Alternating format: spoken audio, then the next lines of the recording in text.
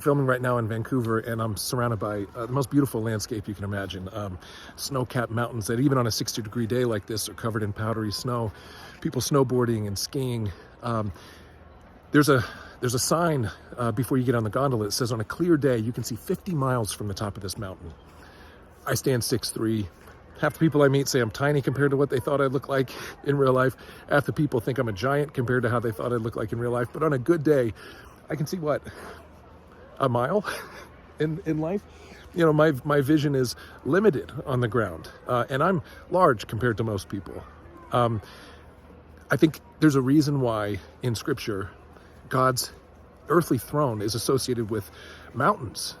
Moses meets him on Sinai. Mount Zion is talked about as a place where heaven has come to meet earth in this realm. And we're called to a relationship with a God who has that kind of constant clarity, the kind of clear vision that sees more than 50 miles out into our time and space. So what is the gondola? What does the lift look like to get us from the perspective that we have in our lives to God's heavenly throne? I believe it's through the ethic of Christ. What are the ethics of Christ? I mean, we could talk about this forever.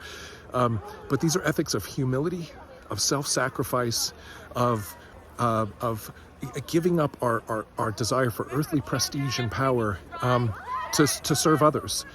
And I think when we do that, we find ourselves being lifted to that place of heaven, heaven on earth. And that's the invitation that we have. So I invite you to explore what it is that Christ calls us to.